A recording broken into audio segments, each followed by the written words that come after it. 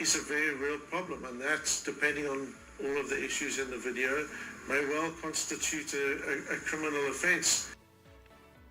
Media analysts have cautioned against the spreading of fake news on social media platforms.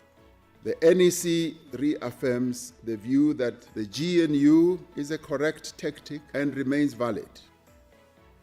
And despite pushback against South Africa's government of national unity, it has brought stability and addressed people's challenges. But all these and more coming up after the news with Onele Nzinzi and our sports headlines with Msibudi Makura. SABC News. The African Perspective. Thank you, Lulu, and greetings to our listeners. There continues to be a heavy military presence in Cameroon's capital, Yaoundé, ahead of the ruling relating to opposition leader Maurice Kamto this afternoon. This is an attempt to ban Kamto from running for elections, citing a disputed interpretation of the electoral law. He is no longer the president of the Cameroon Renaissance Movement, as he is running under the African Movement for New Independence and Democracy political party. Cameroon heads to the polls on October 12th, but the run-up to the presidential election is already fraught with legal drama and rising tensions. The Constitutional Council is currently hearing dozens of appeals from disqualified candidates, including a surprising challenge to longtime President Paul Biya himself. Channel Africa correspondent Moki Kinzeka explains the basis of the legal battle. The CRM was not authorized to nominate a candidate for this year's presidential elections following the loss of Cameroon, because the party that nominates a candidate should be represented at the local council or the National Assembly, the parliament. So since the CRM was not represented, Kamto resigned from the CRM party and joined the Manidem party, which has the legal right to nominate a candidate for the elections. Now, when Kamto resigned and joined the Manidem, there was a problem again raised by the government that the Manidem is fragmented, divided into two. But Kamto is arguing that Manidem is not divided into two. Rwanda has confirmed that it has agreed to accept up to 250 migrants deported from the U.S. This comes as President Donald Trump's administration takes a hard-line approach towards immigration. The agreement was reportedly signed by the U.S. and Rwandan officials in Kigali in June. Washington has already sent an initial list of 10 people to be vetted. Trump aims to deport millions of immigrants in the U.S. illegally, and his administration has sought to ramp up removals to third countries, including sending convicted criminals to South Sudan and Eswatini, formerly known as Swaziland. Rwanda has in recent years positioned itself as a destination country for migrants that Western countries would like to remove, despite concerns by rights groups that Kigali does not respect basic human rights. At least 22,000 suspects in South Africa have been arrested for femicide, sexual offences, gender-based violence and crimes against children between the month of April last year to March this year. Police say more than 4,700 suspects were arrested in Western Cape, 4,200 in the Gauteng province and 3,802 in the KwaZulu-Natal province. Police spokesperson Amanda van Wyk says police have also managed to secure conviction for some of the arrested. A breakdown of convictions achieved in the last financial year includes 604 offenders sentenced to life imprisonment, 350 offenders sentenced to 20 years or more, 735 offenders sentenced to 10 and 19 years, 1,391 offenders were sentenced to 1 and 9 years imprisonment. Lastly, representatives of more than 170 countries are meeting in Geneva for what's intended to be the final round for talks on a legally binding global plastic treaty. The BBC's Isma Slorlot.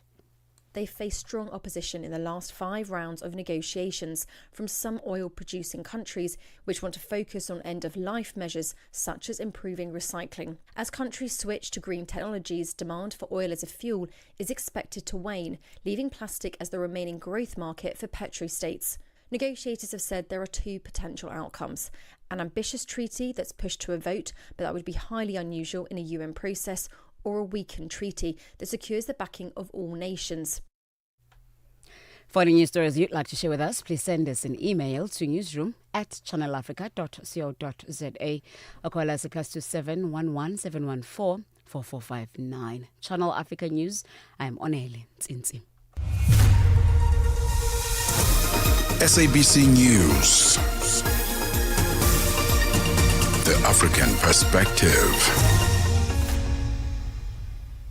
And coming up, your sports news this hour, Uganda coach admits pressure as well as anxiety cost him a match against Algeria in the CHAN 2024 tournament, while teenager Victoria Mboka continued her fairy tale run at the Canadian Open.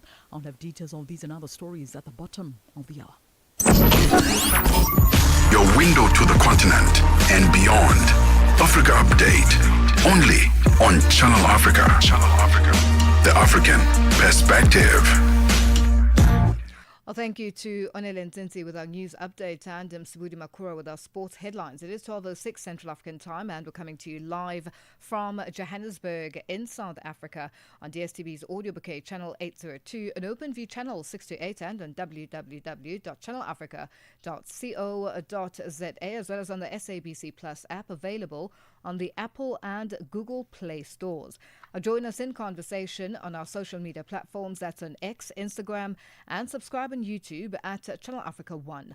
On Facebook at Channel Africa, you can also send us your comments and voice notes to +2763 as 406 9126 hashtag Africa Update and let us know which country you're in.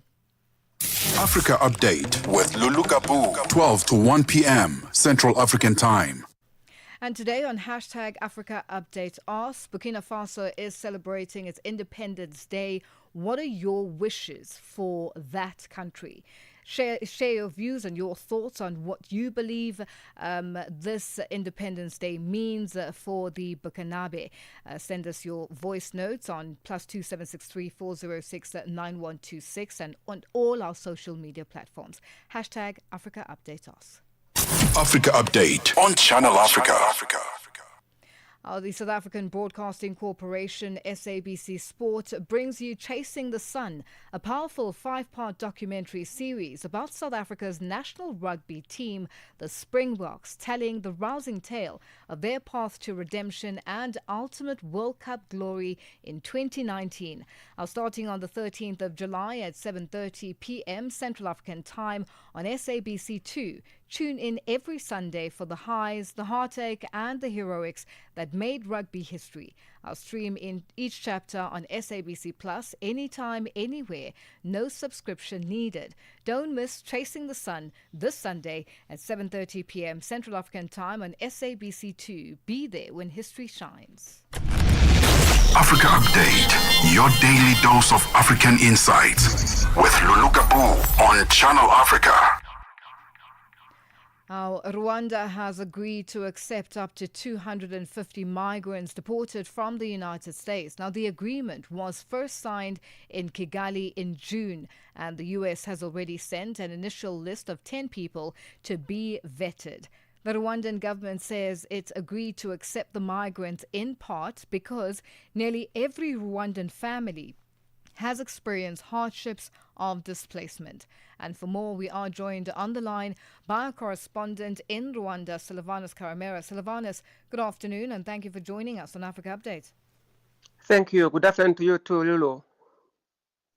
Now, what does this agreement entail? And what are some of the in terms of the challenges that Rwanda or some of the areas in terms of the vetting process that Rwanda has put in place to make sure that they have the right kind of people, I guess, coming to their country? Thank you, Lulu. The content of the agreement has not been made public. There is no official government, announcement about it, except that we've been seeing and reading around from the social media and from the international wires, just like you said. But the government here has not yet come publicly and talk about it. But of course, we understand that since June, we've been hearing about these two countries agreeing to sending some immigrants from the US to Rwanda, but we have not been able to have access to this particular deal, to go deep down into what entails and what the governments of the US and Rwanda have agreed in terms of receiving these people. But clearly, just like you said, we have seen the spokesperson for the government here, Yolandi Makolo, talking to different international news wires, specifically with Reuters, confirming that Rwanda is, poised to receiving about 250 migrants from the U.S. And from what I know and from what I hear, the U.S. is ready to, give out some grants, an amount that have not been disclosed, to supporting Rwanda, which is similar to the one that the Rwandan government had with the UK. So I would say that. The story is there. The government has been saying about it, but we have not been really getting the public information from the government spokesperson here in Rwanda. But of course, people are talking about it. And from those two people that have been speaking to this morning, people are very skeptical because these are people whose history have been complicated in the U.S. Some have been convicted to serious crimes, and some of others there have been entering illegally into the U.S. So people are wondering, why does a rich country like the U.S. actually sending in people whose tracing history is not that good? So it's kind of a debate which is not public. It's like one-to-one discussions or one-to-many discussions, but it's a story that is going around in the town here.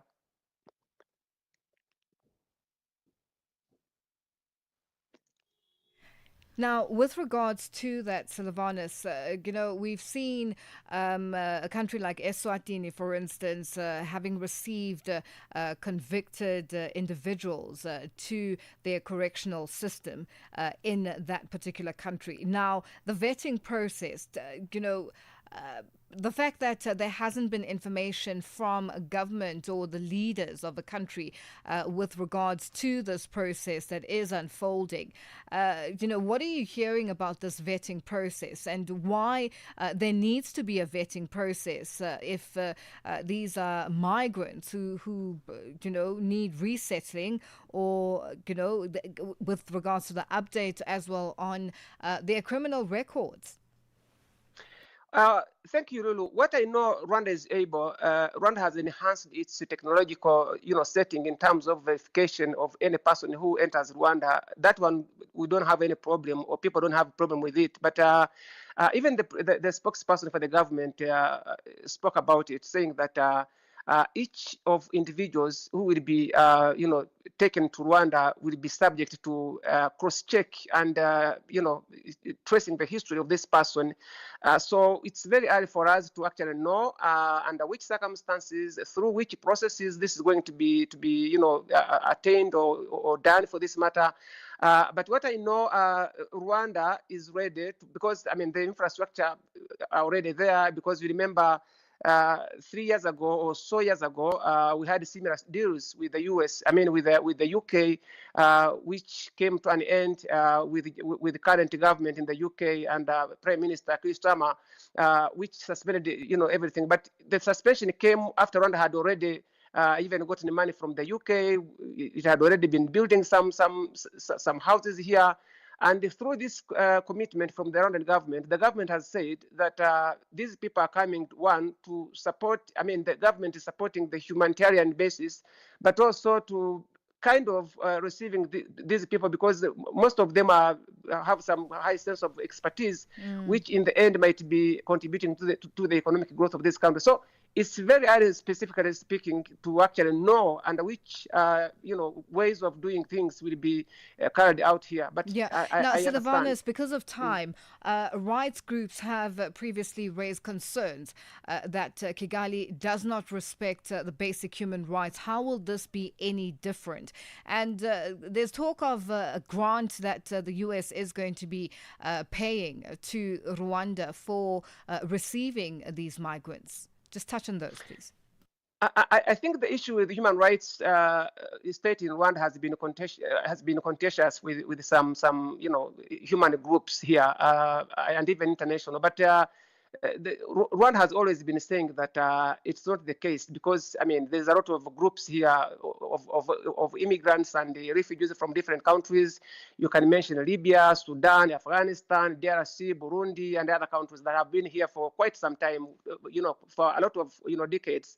So from this resettlement, Rwanda says that what is being said out there is just a propaganda to change its name because there is no single case that have been reported for any foreign or immigrant who are already in Rwanda for having been violated. So that's it. It's a consistent stand for Rwandan government.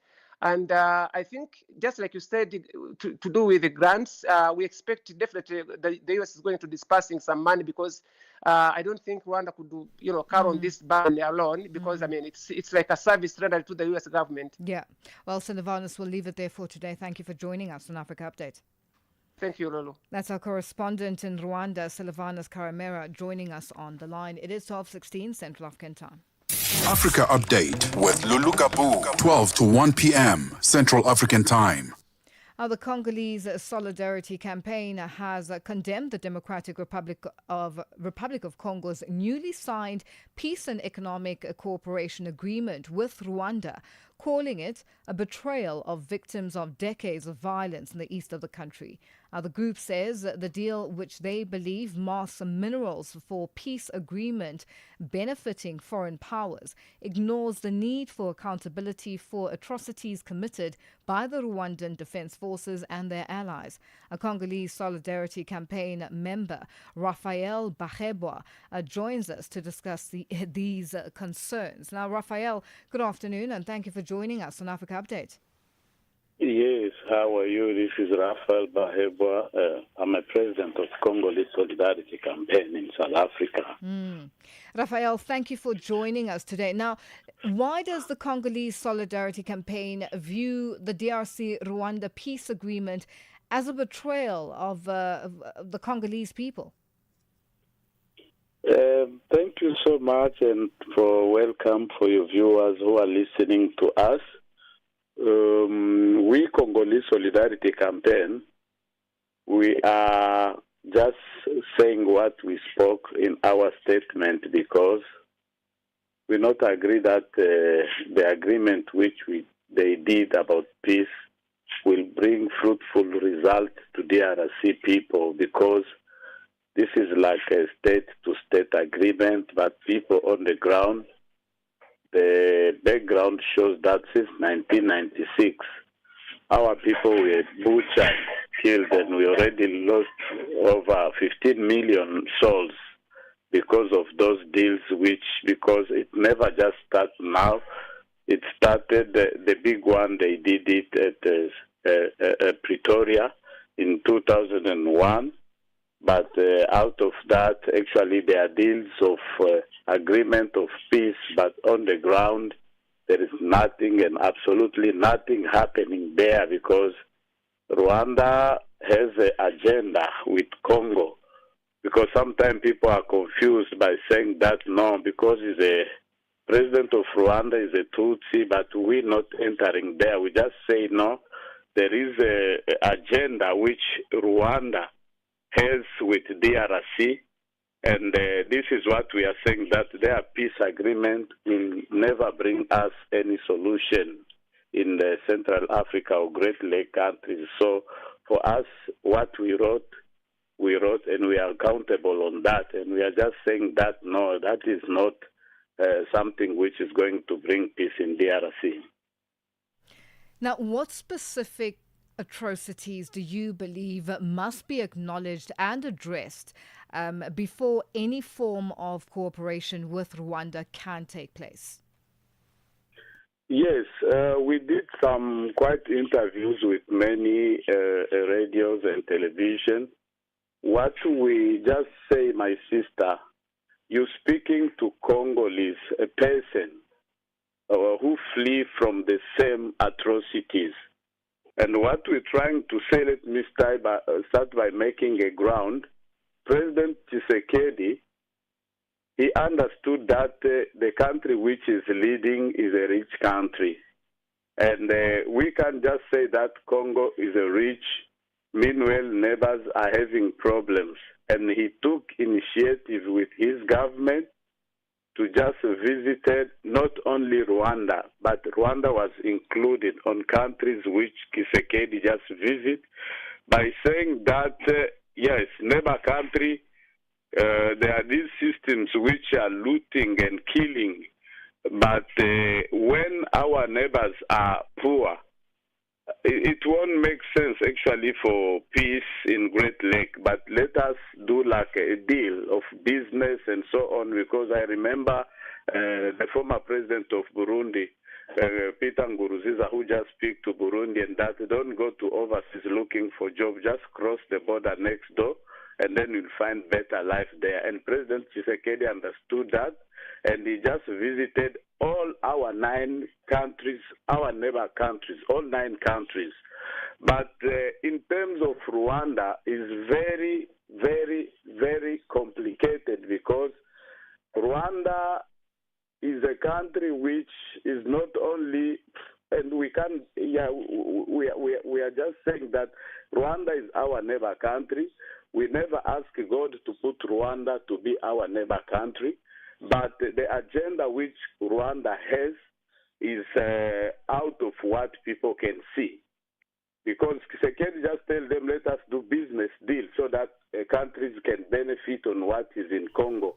But we just say that Rwanda, the agenda there, we understand that if Congo remains rich and Rwanda poor, they will always be coming and kill people in Congo. But out of that, they just tell him the deal of business, but Rwanda is not there. No, the Raphael, system of government of Rwanda is not there. They are looking something behind that, which is bringing this atrocity and problem to be on and on and on. Raphael, so that is what we say can bring solution. Yes, Raphael. What now we need to understand and get clarity on. You mentioned earlier the fact that Felix Tshisekedi, of the president of the DRC, has spoken and touched on the fact that what will bring bread to everyone, neighboring countries, is stability. And economic cooperation is one way of achieving this. Do you think that this is viable?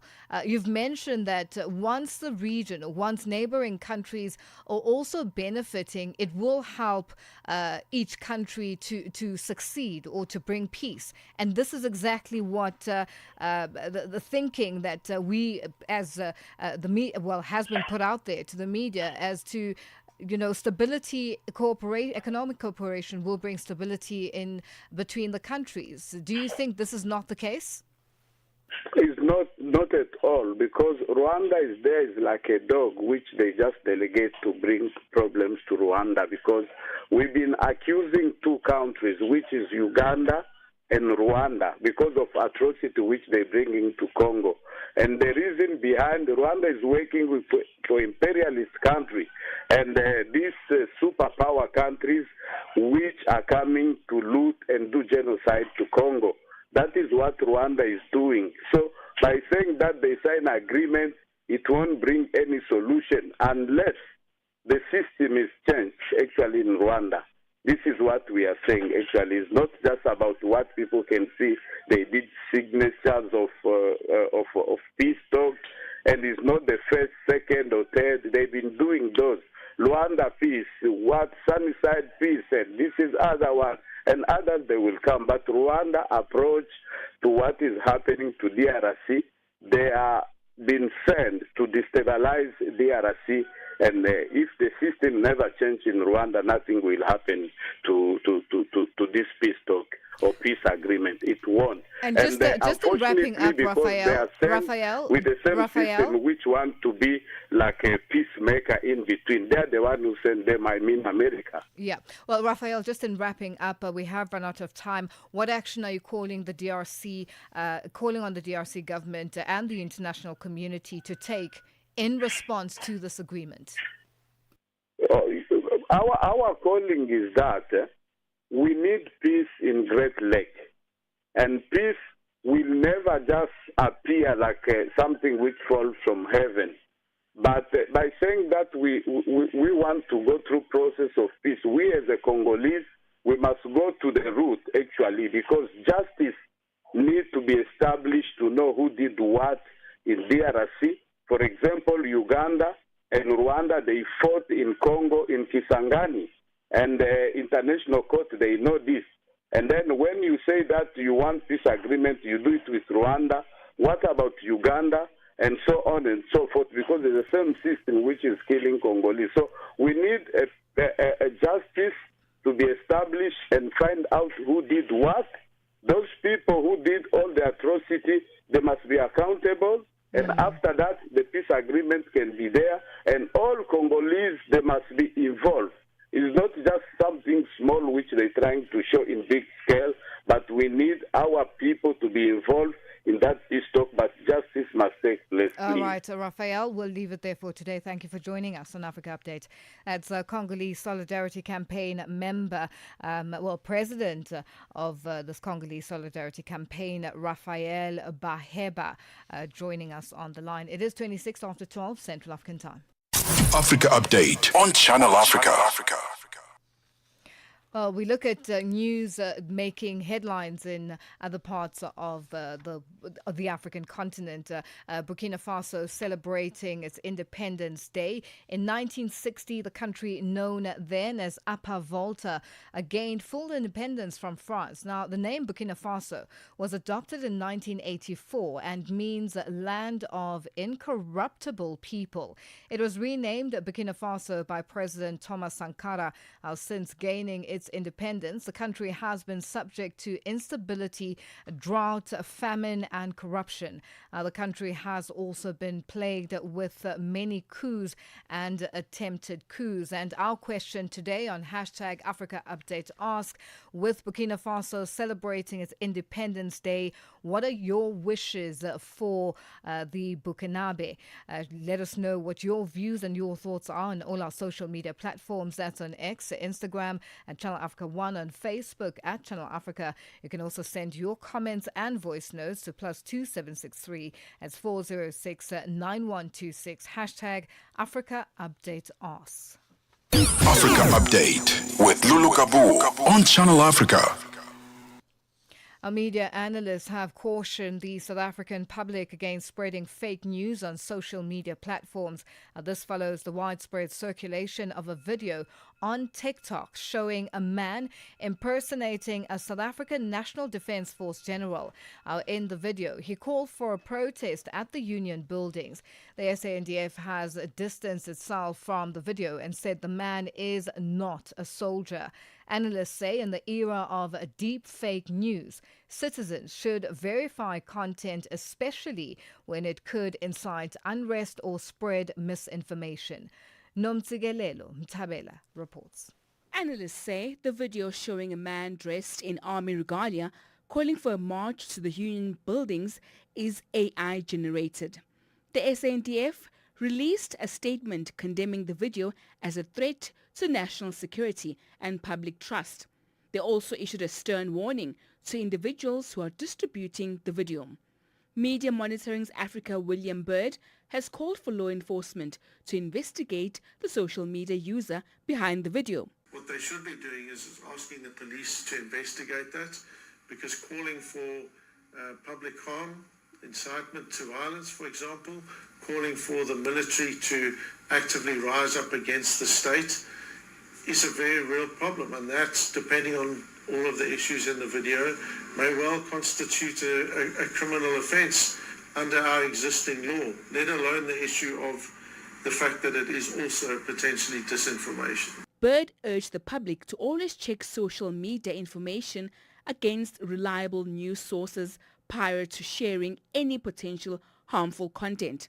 He has also raised concern about the involvement of social media influencers in political campaigns, warning that their use could threaten the integrity of democratic processes. Politicians and political parties globally are using both influencers and micro-influencers in order to spread both their messages, but also to undermine other political parties. So when you've got that kind of network behavior, the thing is that most ordinary people on their feed will see particular kinds of information. If you're then paying influencers to spread very particular messages and you're targeting people, it is potentially going to impact their ability to make an informed choice. Bird emphasized the crucial role that objective journalism plays ahead of next year's local government elections. For SABC News, I'm Nomtsigelelo Mtabela in Johannesburg. Africa Update on Channel Africa. It's 12:30 Central African Time, and our news headlines up next with Onele Ntinti. SABC News. Headlines. The African Perspective. Thank you, Lulu. South Africa's Public Protector's Office has confirmed it has no record of complaints from Zimbabwean High Human Rights Commission regarding Zimbabweans being denied healthcare in South Africa. There continues to be a heavy military presence in Cameroon's capital, Yaoundé, ahead of the ruling relating to opposition leader Maurice Kamto this afternoon. And the Israeli military says the government has authorized the gradual re-entry of goods to Gaza via private traders. Channel Africa News, I'm Onele Ntinti. SABC News. Headlines. The African Perspective. Sports on Channel Africa. The African Perspective. And a very good morning good afternoon from the sports desk. I am Musibu Dimakura with your latest sports news at the Sawa. So Guinea began their CAF African Nations Championship tournament with a hard-fought 1-0 victory over regional rivals Niger at the Nelson Mandela National Stadium in Kampala on Monday. The win was sealed by a second-half strike from Mohamed Bongura II, who netted shortly after the restart following a VAR review. It also marked a cagey, often physical affair in which Guinea's superior game management and defensive structure saw them over the line in this Group C encounter. In a repeat of their thrilling 2-2 draw at the 2016 edition, expectations are now high for another open contest. But both sides approach the encounter with caution, especially in the early stages of that match. Meanwhile, Bafana head coach Molefe Ntseki believes that his team is in a proper physical condition ahead of their participation in the CHAN tournament. This after playing 2 training matches just last week. Ntseki's Chargers played against Angola as well as the Motsepe Foundation Championship side Baroka FC in preparation for the Continental Tournament, which features only players plying their trade in the domestic leagues. Ntseki says the matches have been instrumental in raising the squad's fitness levels before the competition begins.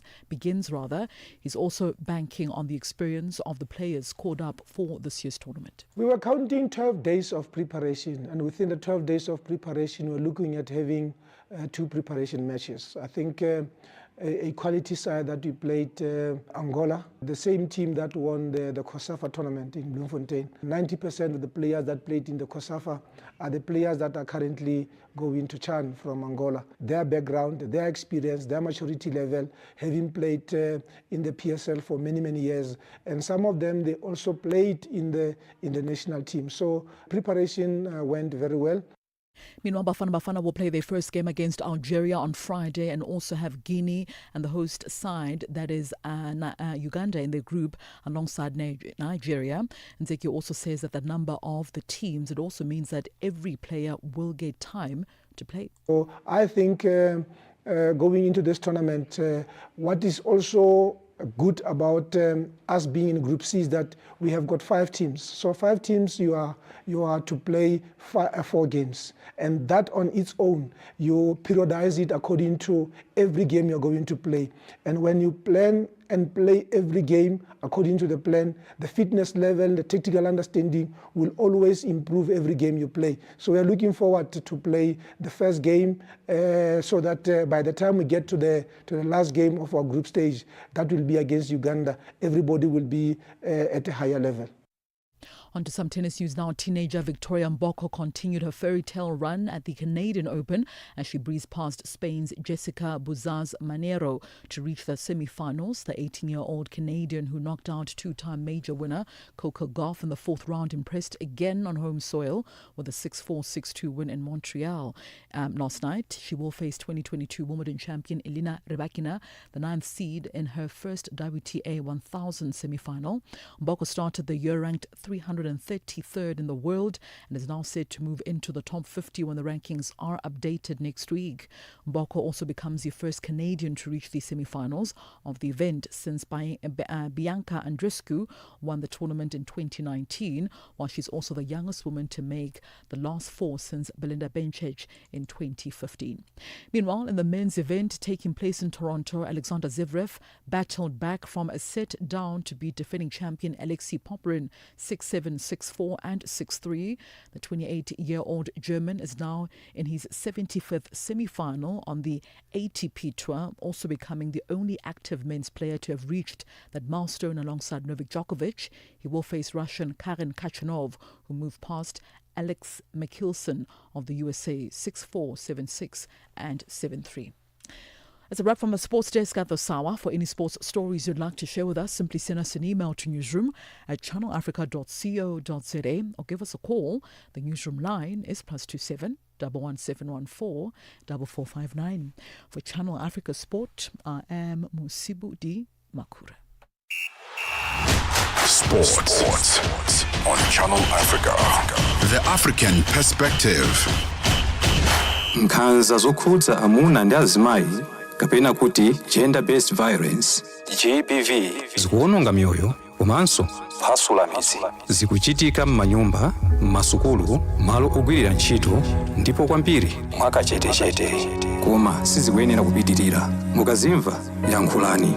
Ngati mwakhudzidwa funani chithandizo, chifukwa kusachita chilichonse sikuthandiza. Mverani kuma wireless onse 14 a SABC kuchokera lachitatu pa 23 mwezi uno wa Julai kuti mumve zokambirana, malangizo, masewero, zionesero za maphunziro ndi mafunso okhuza nkhanza za amuna ndi azimayi ndi akatswiri, anthu opulumuka ku nkhanzazi, kukhazikitsa lamulo komanso dziko lonse lokhudzidwa ndi nkhanzazi. Zonsezi pa wireless yomwe mumayikonda ya SABC. Imbirani pa nambala 0800 428 428 kuti munene za nkhanzazi kapena kupeza chithandizo. Nkhanza zokhuza amuna ndi azimayi zimatha ndi inu. Uthenga ukufikani kuchokera ku SABC. Business News on Channel Africa. The African Perspective.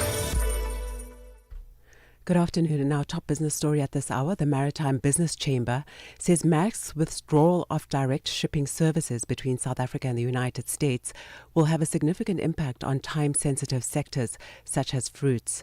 This after the global shipping giant announced plans to restructure its operations, which will result in its exit from the country later this year. This will see South Africa being left with only one direct shipping line to the US. MBC chairperson Unathi Sonti says this move might highlights the need for the country to develop its own shipping lines. Transshipment, it means it must go to another port, and we don't know what will be the waiting period in that port, and then it gets to the transshipment and it goes to where it's supposed to go. So there is a greater implication in that.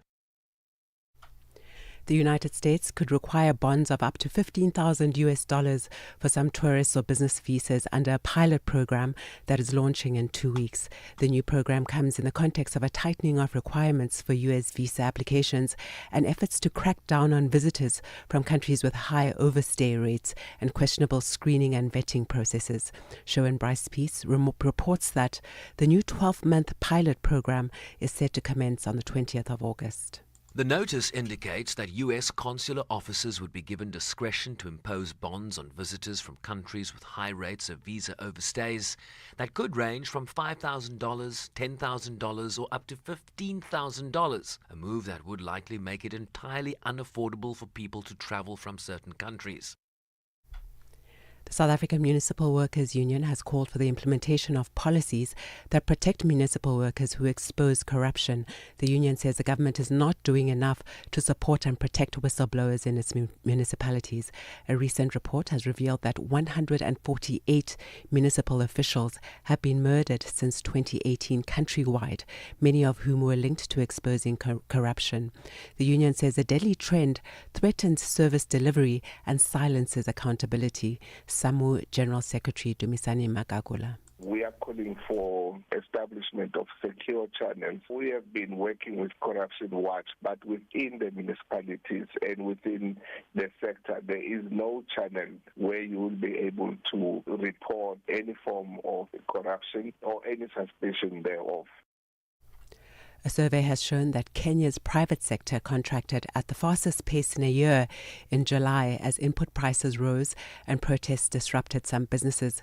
The Stanbic Bank Kenya Purchasing Managers Index fell to 46.8 in July from 48.6 a month earlier.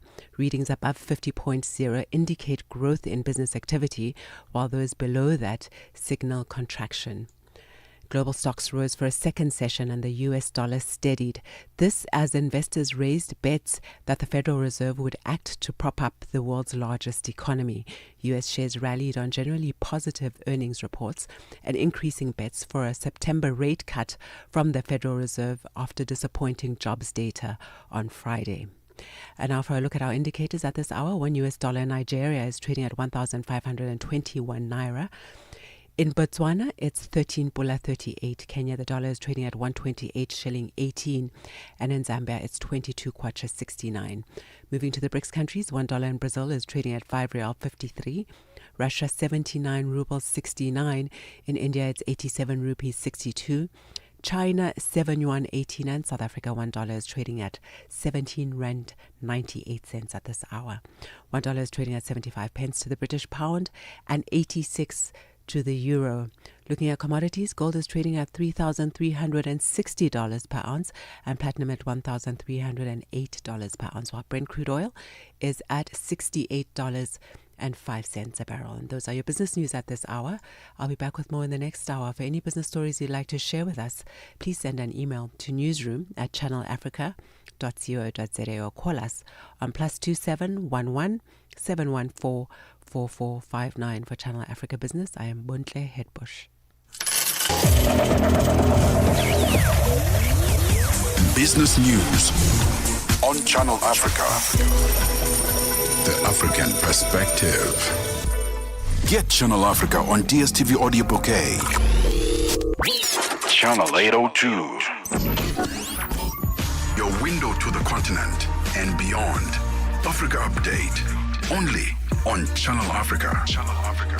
The African perspective. It is 12:43 Central African Time, and we're coming to you live from Johannesburg in South Africa. South Africa's National Police Commissioner General Fanny Masemula, together with senior police officials, are meeting with Lesotho's National Police Commissioner, Advocate Boroto Matsotso, to discuss allegations that there are illegal military training camps in South Africa. Previously, Masemula said law enforcement agencies had conducted investigations, but that no such camps had been discovered. Masemula will appraise his Basotho counterpart on the results of the South African Police Service's crime intelligence-driven operations so far. While Matsotso and his delegation are expected to present a report on investigations by Lesotho. Following this, the two police chiefs are expected to release a joint statement on the findings and the way forward. And these are just news coming out of the African continent that we're highlighting as one of the big stories. As if you remember, yesterday we spoke to a party yesterday that has been identified as allegedly being a part of this program, or the alleged existence of this program of training young people. So this will unpack all of that in terms of the information that we are receiving. It is 12:44 Central African Time, and we're coming to you live from Johannesburg in South Africa. Join us in conversation on our social media platforms. That's on X, Instagram, and subscribe on YouTube at Channel Africa 1, on Facebook at Channel Africa. You can also send us your comments and voice notes to +2763 at 406-9126 #Africa Update, and let us know which country you're in. Africa Update on Channel Africa. South Africa's Public Protector's Office has confirmed it has no record of complaints from Zimbabwe's Human Rights Commission regarding Zimbabweans being denied health care in South Africa. It clarified that last year's visit from the Commission was a benchmarking exercise focused on practices, not an audit of South African services. Meanwhile, Zimbabwe's Human Rights Commission has expressed concern over reports of clinics refusing treatment based on nationality or documentation. Now, joining us to discuss this further is Jessie Majome, the chairperson of the Zimbabwe Human Rights Commission. Jessie, good afternoon and thank you for joining us on Africa Update. Good afternoon, Lulu, and thank you for having me. Now, this, looking at South Africa's Public Protector's Office confirming that they have no record of complaints from the Zimbabwe Human Rights Commission regarding Zimbabweans being denied healthcare in South Africa. Please clarify this for us. Were there complaints that were brought forward by your commission to South Africa's Public Protector's Office? No, there were none. I'm actually surprised that there is that issue. I'm actually wondering where that is coming from. There were no reports made by the Zimbabwe Human Rights Commission to the South African Public Protector's Office.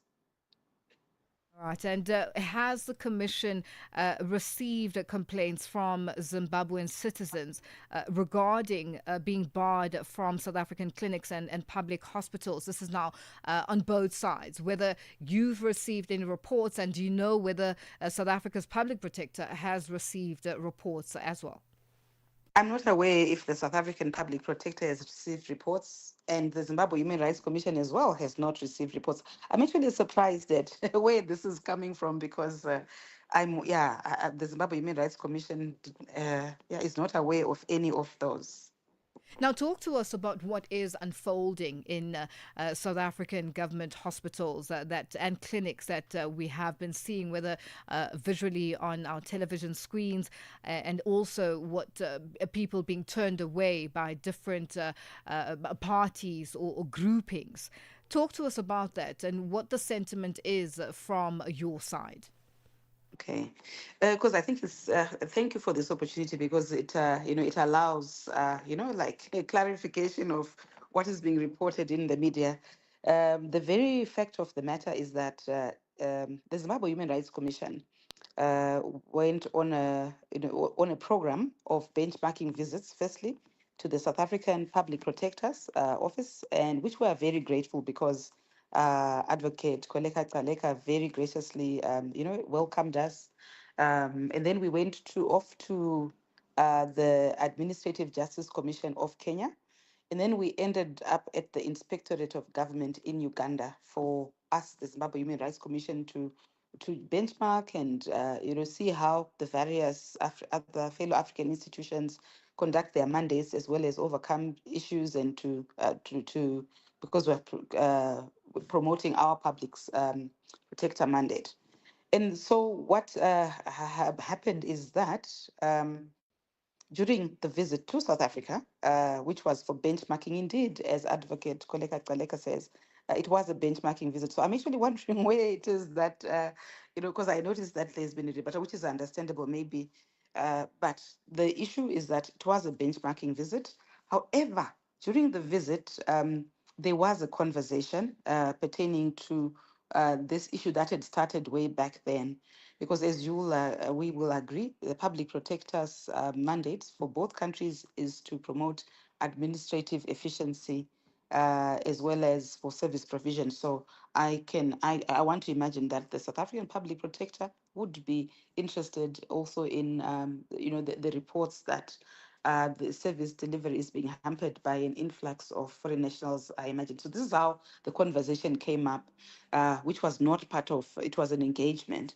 And we agreed, and my concern as the chairperson of the Zimbabwe Human Rights Commission is that as well, it is also of concern that if Zimbabwean nationals also seek services abroad, but then encounter such treatment that affronts their dignity, but that for our respective sides, the issues of promoting the dignities and the services of this dignity of peoples in our countries, and the services that they receive is of mutual interest, and there is beneficial interest in us engaging. So what we did is that we talked about, we agreed that we need to engage at a future date in order to see how we can how we can explore solutions to these particular issues. And so it is, yeah, absolutely, there is no record because that wasn't what the visit was about, but we did have a conversation. And what I have said to the media is that it is because of what is coming out in the media, it is now time to actually engage in that conversation, because what can be said is we had talks about that, if I can use that term. And so because of what is happening that you explained, because this issue has escalated and it's all over the media, that foreign nationals, not only Zimbabwean ones, but also from other parts of Africa, are experiencing that in South Africa. It is clearly cause for concern, and it behoves all of us to have an interest in seeing how this can be resolved. And I need to also mention that the Zimbabwe as the chairperson of the Zimbabwe Human Rights Commission, I chair the SADC Alliance of National Human Rights Institutions. And I do so in order, and then I also, so it is in this capacity that I am also concerned about, in addition to be the chairperson of the Zimbabwe Human Rights Commission. But again, also in the international arena, I sit on the Global Alliance of National Human Rights Institutions Bureau, the governing bureau for the global one, as a representative for Southern Africa. And the Global Alliance of National Human Rights Institutions' role is to promote the strengthen the independence of national human rights institutions and to promote human rights. So those issues are therefore of interest, not only for Zimbabwe, but for Southern Africa, but also for the Global Alliance of National Human Rights Institutions, because Zimbabwe Human Rights Institution is a dual mandate institution. So there is, because I am actually, as I indicated previously, I am going to actually engage and contact the South African Public Protector, Advocate Koleka Tsaleka, so that we can then take up the conversation, because we have a mutual understanding to the effect that we have to talk about it. So find solutions. So that has not, let me emphasize, that has not been done. It is to be done, and the time to do it has escalated because of the increasing reports. Because I think it's important that we promote understanding and not because the issue is inflammatory to start with anyway. Yes. Jesse, because of time, in 10 seconds, you've emphasized that Zimbabwe needs to improve its healthcare system, and what specific steps is your commission taking to hold the Zimbabwean government accountable to strengthen the healthcare infrastructure in that country? The Zimbabwe Human Rights Commission has one of its functions, the monitoring of the situation. So we continuously do that. We investigate. We have reports. Because we've been inspecting in hospitals, we have quite a lot of reports that the Commission has adopted regarding hospitals and recommendations to government. In terms of our law, when we investigate, we issue reports with recommendations to the ministers responsible. So it's a continuous process that we continue to do. So this is one of the issues that we'll continue to do, to continue to engage and continue to urge greater budgetary provision for hospitals and the improvement of healthcare systems, as also other economic, social, and cultural rights. So that is what we continue to do. Well, Jesse, thank you for joining us on Africa Update. We'll leave it there for today. Welcome. Thank you very much. That's Zimbabwe Human Rights Commission Chairperson Jesse Majome joining us on the line. It is 12:54 Central African Time. Africa Update with Lulu Gaboo, 12 to 1 p.m. Central African Time. Now, as countries observe World Breastfeeding Week, the Royal House of McDonald's Charities has launched the second phase of the Lactation Centre at the Chris Hani Baragwanath Academic Hospital in Soweto, South Africa. World Breastfeeding Week is celebrated every year in the first week of August, championed by the World Health Organization, UNICEF, Ministries of Health and civil society partners around the globe. To discuss this, we are joined on the line by Royal McDonald's House of Charity CEO Matshepo Msibi. Matshepo, good afternoon and thank you for joining us on Africa Update. Good afternoon, Lulu, and thank you for having me. Now, let's talk about the significance of Breastfeeding Week. Why Breastfeeding Week? You know, breastfeeding is such an important thing. You know, the UN has just recognized it as a human right because it's more important for the survival, the right of survival and development for a child. And so I think it's important for us to highlight it so that we celebrate it, so that there is a lot of education just around the importance of breastfeeding and why breast milk is. Now, how did the Lactation Center come about? Just the creation of it, and who is it for? Just talk to us about that very briefly. So Ronald McDonald House of Charities is based here at the Baragwanath Hospital. And what used to happen is, because we were working with the maternity and the neonatal wards, is we used to see mothers lactating or expressing milk just in the corridors and just outside without dignity and without a safe and sanitary place for them to be able to do that. And that's just where the idea really came from, to then say we need to create a facility, a place where mothers would be able to, express milk in a safe environment which is also sanitary. And what are the advantages of breastfeeding? Oh, in the course, we say because there's just too many benefits to breastfeeding. One of it is from a developmental perspective for the children. It's also just, somebody today actually said, one of the professors today said, breast milk is like an antibiotic for children. So there is, from a medical perspective, that it's the right amount of nutrition for a child. It's the right temperature for the child. It's packaged right. It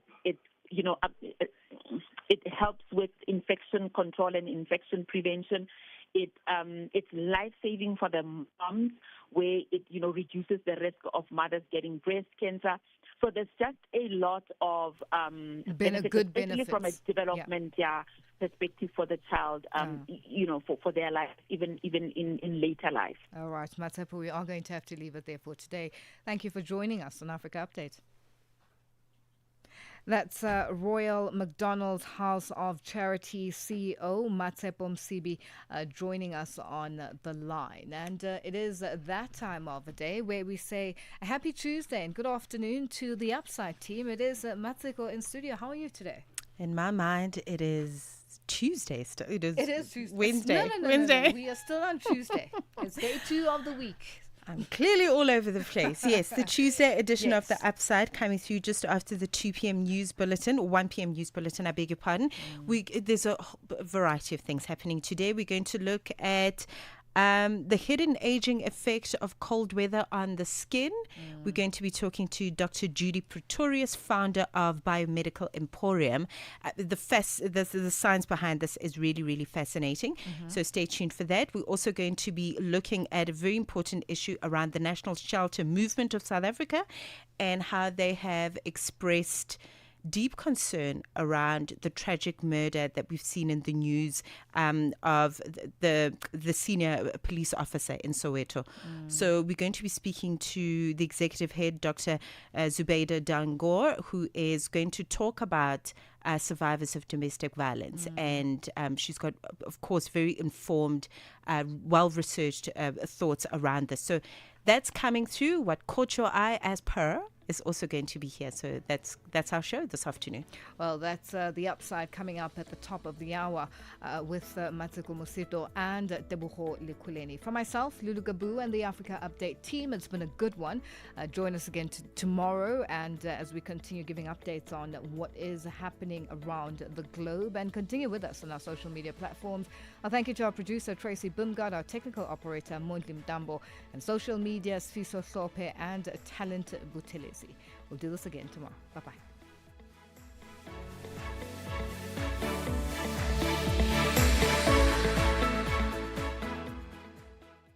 We are on Open Views Audio Bouquet. Channel 628. SABC News. The African Perspective.